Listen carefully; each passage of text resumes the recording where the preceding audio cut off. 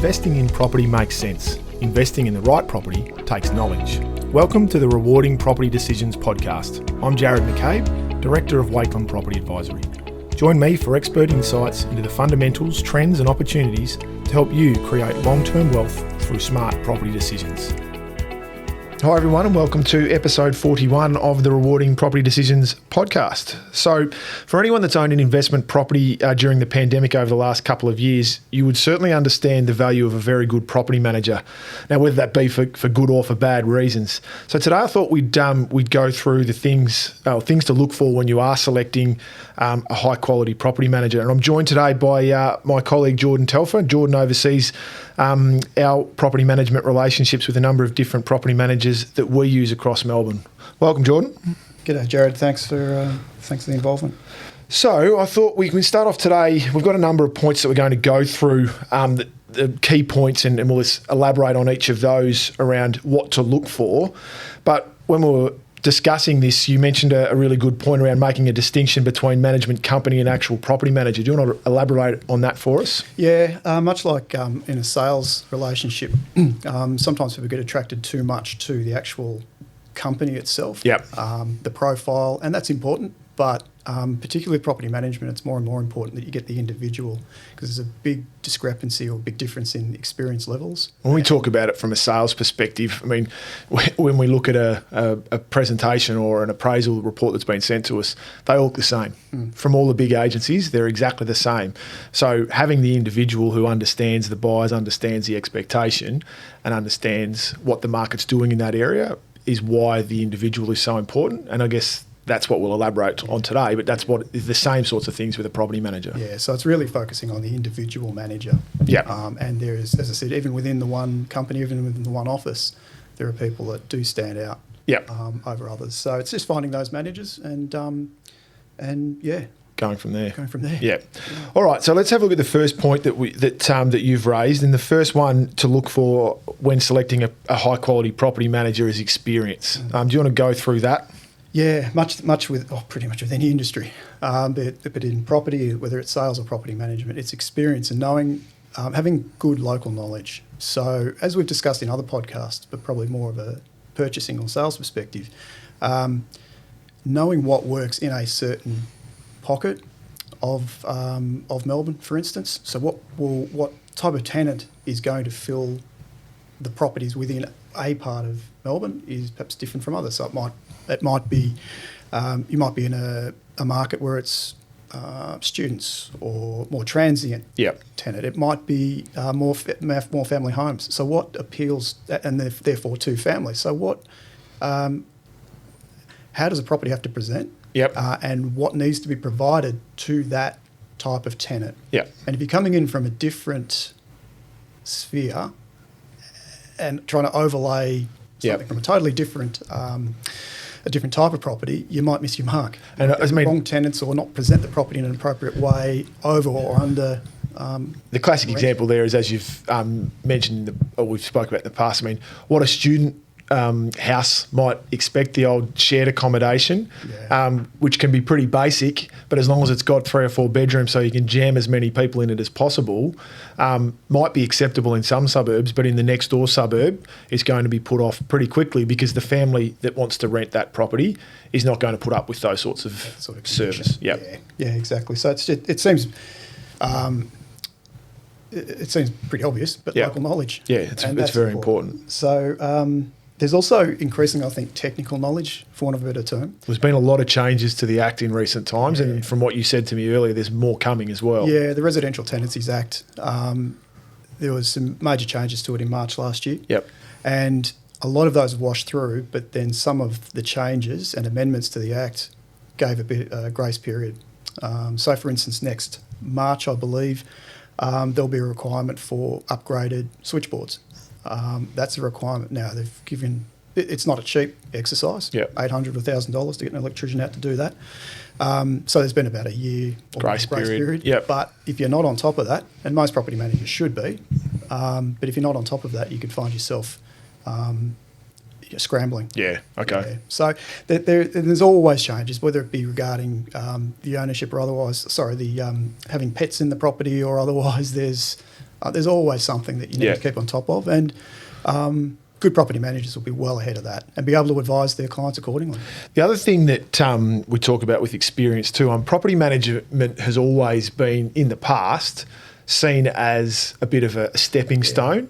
And it's been more of almost a transient industry in that people have used it as a entry point into real estate, into property, to then get into sales. Yeah. And so we've always looked at people that look at property management as a career, and that's what they want to do. They want to be good. And you tend to find that they're far more engaged, they have a far better understanding, as opposed to those that might be thinking, well, I'm only going to do this for another year or two and then I'm going to do something else. So I think if you can, it may not be as simple as asking that question, but for someone that's got the experience and the knowledge, they're probably going to be seeing it as a career path rather than just a stepping stone to the next stage of real estate. Yeah, that's a good point, actually. Yeah. Okay. The next one we've got here, which sort of follows on from experience, is communication skills. And I think that's important, again, in many industries across, in whatever employment industry you might be in. But it's very important with property management.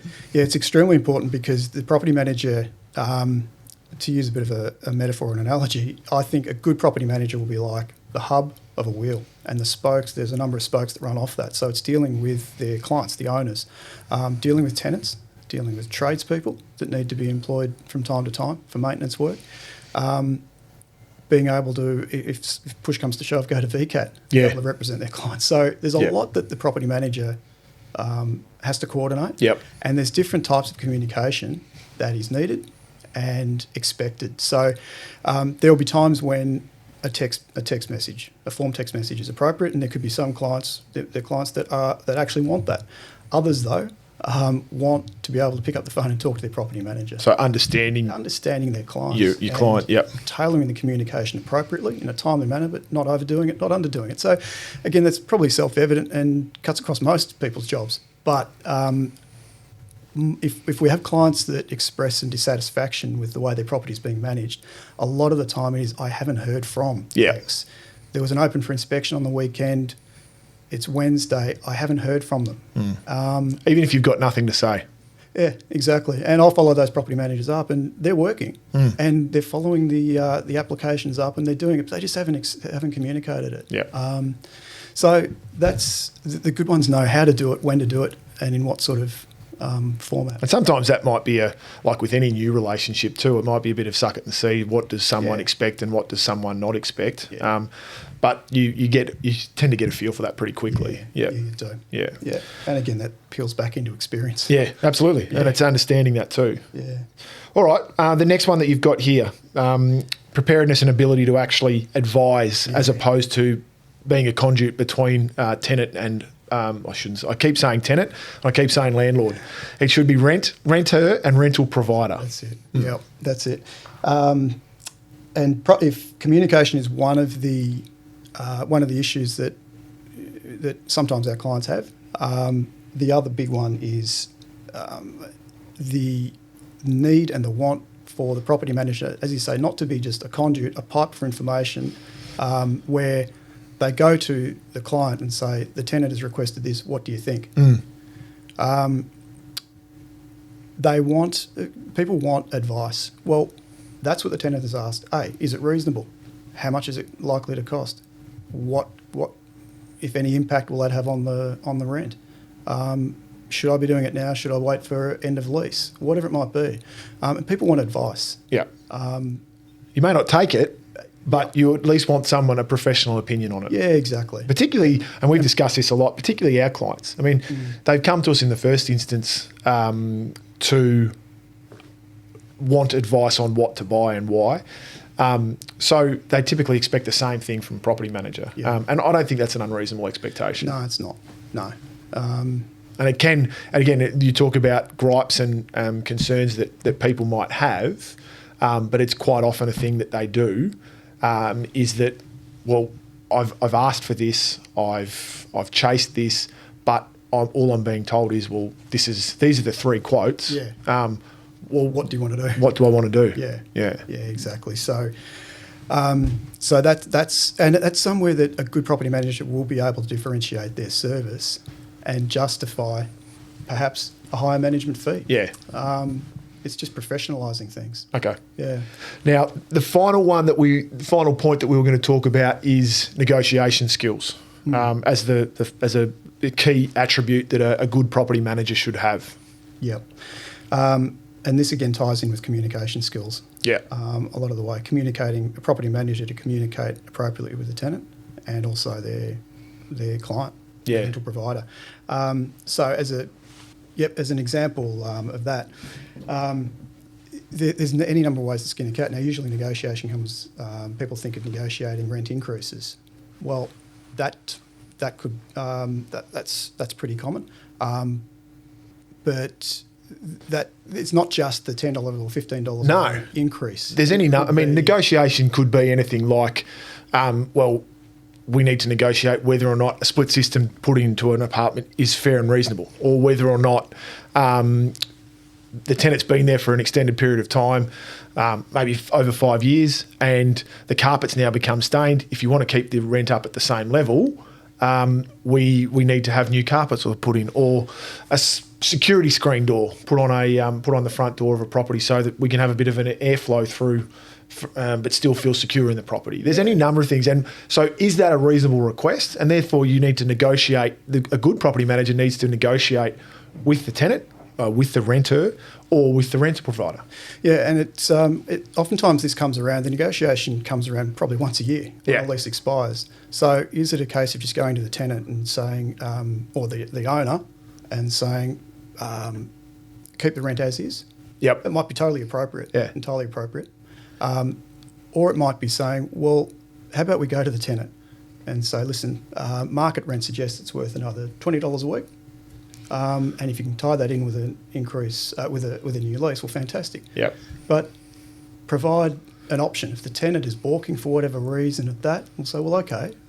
Give and take. Owner's happy to maintain the rent at the current level, but wants the certainty and the comfort of a fixed term lease. Yeah. Now, you can't force the tenant to accept anything, but there's any number of ways of just trying to get something for your owner, and people appreciate that. Yeah, absolutely. See that, but there is some negotiation that's needed. Very good. One of the other ones was around negotiation skills is playing on a property manager's experience levels, and we've certainly seen with a number of different companies that we work with, they've started to almost go down a bit more of a corporate model, which can sometimes be good, sometimes it's not. And they start to split up the roles and responsibilities and try and narrow the focus of the property manager, so to speak, into their area of expertise. So you can look at things like management, then at leasing, to get expertise in that area as well. So what are your thoughts around that? Yeah, it can work really well. People have different skill levels, and I found this particularly over COVID. Yep. And when it was very difficult to find tenants and lease properties, what I found, we're dealing with a couple of property managers that, to that point, were really, really good property managers. Yep. They were, they had great time management skills. They knew the act inside and out. They could relate to tenants, relate to owners, but they probably didn't have that ability to negotiate.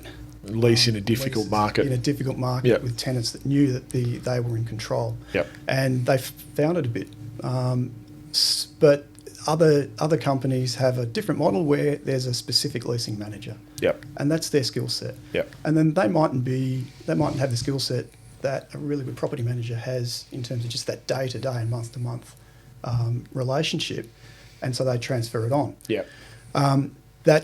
It's good until it comes to a point where people feel that they're being bounced around. Yes. And there's not that obvious point of contact where people can create and maintain a relationship with their property manager. Yeah. So it works for some, doesn't work for others. Yeah. But it is an increasing trend as larger companies are taking or buying rent rolls of smaller, older companies that perhaps their principal is retiring, whatever it might be. And so that's when those economies of scale get to a point where those companies can start to split those roles. Yeah. So that's just something to bear in mind. It may work for some, may not for others. Now, one of the other big things that people always look at is obviously the cost of property management and what's fair, what's reasonable, and whether or not they should be paying certain dollars for certain services. So have you got thoughts around that and what's reasonable, what's not? Yeah, I do. I think too often people look to negotiate there, and particularly the management fee I tend to find, because that's the fee, it's that monthly fee that's charged, it's the one that always appears as a cost on your monthly statement. So it's front and centre. Yep. But it's much like also though interest rates from banks. There's sort of your headline rate, but there's also the comparison rate. Yep. And you've got to say, well, what am I getting for that? Increasingly, property managers are perhaps looking to reduce fees to match competitors, but then they hive out of that services that would otherwise be provided. Yep. So, for instance, routine inspections, and that might be appropriate for a client or a rental provider that doesn't need 2 routine inspections a year. They may say, well, okay, I want a lower rate. Don't worry about 2 inspections a year. I'll pay for those separately if I do. Okay, that's fine. But I think too often rental providers or the clients of the property management firms, they look to they ask for reductions and negotiate a management fee down. And it's probably, consciously or subconsciously, it's probably because they're not satisfied with the service. So they figure, I'm not getting the service. Why am I paying this? Yep. I think that's sort of counterproductive. You're better off saying, no, I'll pay that little bit extra, but I want that level of service. Yeah. And you should expect it too. And you should expect it. So it could come down to something as simple as 1.1% a year, and people are satisfied with that drop. 1.1% a year on a management fee doesn't equate to an awful lot. A $600 a week rent, for instance, over an annual period that difference amounts to about $340 a year. Per annum. And that's before tax. Before tax. Now, that $343 a year saving could be chewed up very, very quickly if that reduction, that management fee reduction sees the service that you provided, perhaps handballed onto another property manager. Well, that's the thing. I mean, most of the time when you go and shop it around and you go to, I'm at John Smith Agency and I'm now going to Mary Williams Agency. How do you know that you're going to get the experience at Mary Williams that you had at John Smith? Yeah. You could very well be, yes, we can give it to you at a 1.5% less, but have they given you the clarity around who's going to be managing the property for you going forward? And it may well be the junior that's only been in the industry for 12 months and is looking to use property management as a stepping stone as part of their career, as opposed to having the senior manager that knows the act inside out. Yeah, and somebody who, tying back into our original point here, Jared, of knowing the local area. Yeah. If it's a $10 a week, $10 a week under market, you get your property leased, but that's $500 a year. Yeah. You've dropped gross, which is more than the saving of having moved it. Or correct. If it's $10 a week more or $20 a week more than what the market is prepared to accept, you could find your property vacant for a week or two. You've chewed up all of those savings in next to no time at all. Yeah, that's exactly right. All right, so that's probably the main points that we wanted to cover off today. So I thought we've still got a case study that Jordan's going to have a chat about now. So this one is a property that we were helping had someone come to us about. It was a 2-bedroom apartment in a Bayside suburb with a car space, typical 1970s block is what you've said to me. I think it was a 3-storey, that's right? Yeah. So and the block itself was quite good in terms of being well maintained, so a good owners corporation in there. But apparently it had been vacant for a number of months, and the rental provider came to you and was quite concerned. So do you want to just elaborate a bit on what happened there? Yeah, it was quite a few months actually. Yeah. It really surprised me. He came to me and was just at a bit of a loss to know what to do with the property. I looked at the asking rent, and it was pretty low. Yeah. So that sort of said to me, okay, that's well outside of what I'd normally expect. What's the condition like? He said, well, it needs a bit of work. Yeah, I haven't touched it since I bought it. Okay. Got myself through it, and it needed more than just a bit of work. It was unlettable. Right. I'd suggest unlettable. And I was just gobsmacked because I thought, well, surely the property manager is aware of the condition. Well, that's the thing. So what sort of feedback had he been given about why it wasn't leasing? Because it was overpriced for the condition of the property. So the strategy was just to keep reducing the rent until the property was leased. Now, the owner was prepared to spend a bit of money on it. I don't think he was aware of the condition of the property. I said, look, it needs to be a full renovation. It's got beyond the point of just a few bits and pieces here and there. It needs to be a full renovation. If you can cover that, if you've got the cash flow, if you're able to borrow for that, that's what needs to be done. Yep. Fortunately, he did. He took the advice, did a good renovation, probably did a little bit more than what I'd have thought necessary. Yep. But went back through it, looked great, turned back onto the property market, back onto the rental market. Different property manager. Yeah, different property manager, and leased within about a week or two, I think it was. So at least straight away. That's what the market in that area was looking for, a certain standard of accommodation, and they weren't going to pay. Didn't matter how far that rent got dropped. Yeah, expectation was was at a certain level. Yeah. And once that was provided, the market responded. Yeah. What it equated to, it was a low. The asking rent had been dropped to the point of low 300s in an area where you normally expect for a 2-bedroom flat to be 420 thereabouts. In reasonable condition. Yeah, it doesn't have to. That's not renovated. That's just in livable condition. Yeah, exactly. 15, 20-year-old condition. Yeah. And then it let for mid 400s. Right. So it's about a 40% extra than an asking rent that the market wasn't responding. Getting. Yeah.